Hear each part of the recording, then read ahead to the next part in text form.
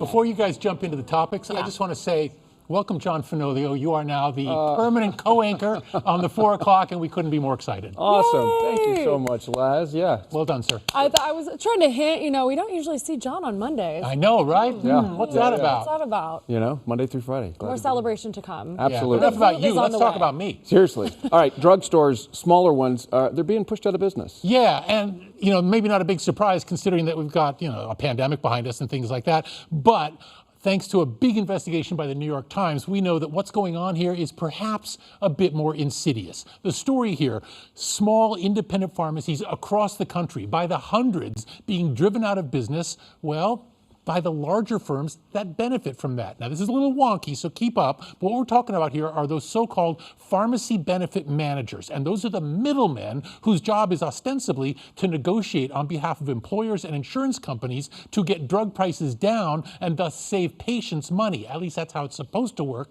But there are so many conflicts of interest now in this business that it's really taking a toll on the smaller companies that we would like to think that we would nurture. So the New York Times has found that these large PBMs, more on them in a moment, underpay the small drugstores, potentially by hundreds of dollars, when they have to buy things on the wholesale market for their patients, and then they distribute the drugs, and then in theory the PBMs will come and reimburse them at the retail level. But if they underpay them, then the drugstore simply loses money every time it fills a prescription, and that's obviously not a sustainable business model. But what makes this really, really troublesome is that the companies that are doing this, the PBMs, they're either owned by or affiliated with, wait for it, big online pharmacies, such as Caremark, which operates CVS, obviously, or you have Express Scripts, which is run by Cigna, or Optum RX, which is run by United Health.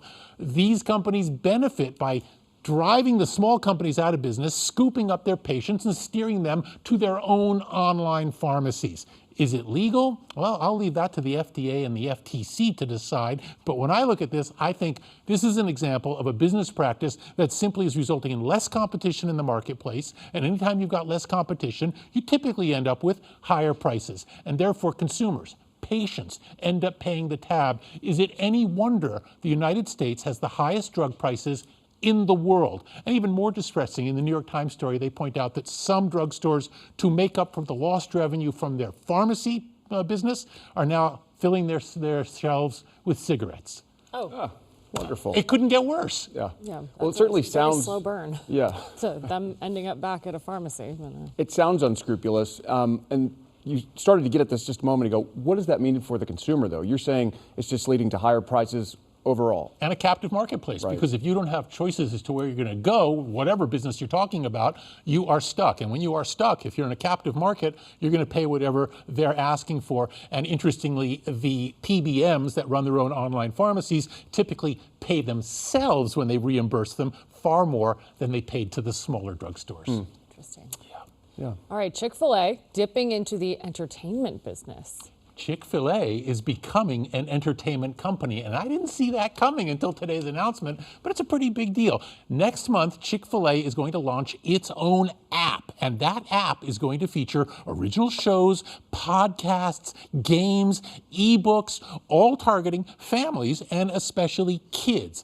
Chick-fil-A says it realized fairly recently that this sort of things, this content and games, are what they call, quote, adjacent to mealtime. What does that mean? It means Chick-fil-A realizes that when kids are scarfing down their chicken sandwiches, they're typically going to be staring at a cell phone screen during that time. Therefore, if you want to reach those kids, you're going to get at them through their cell phones. It's also a recognition that things are changing in the fast food business. Chick-fil-A, like McDonald's, has had play spaces in their restaurants so the kids could burn off some energy and goof around. Well, in the age of drive-thrus, which is where the fast food industry is going, play spaces obviously become irrelevant, and therefore this is the new trend. Chick-fil-A calls its app a digital playground, and that makes sense, I suppose. The faith-based company says that content on its app will focus on such themes as generosity, friendship, problem-solving, creativity, and entrepreneurship, which kind of sounds a little bit like the old Davy and Goliath kids show. We don't know our neighbors? Anyone who needs our help. Yeah, but that could be anybody.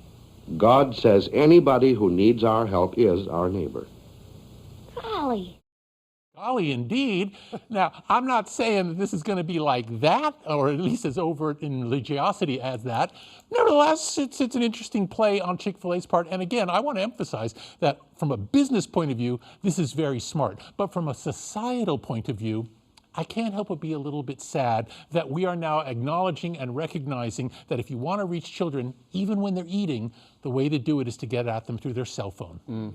More screens. Blessed are the chickens. Blessed are the chickens. Blessed are the diodes. Oh, man. Oh, man. Well, VeggieTales is probably going to end up on that app someday. I can think of a lot of Feeling. content that'll go there. Yeah, Yeah. that's true. Be interesting to see what happens. Yeah.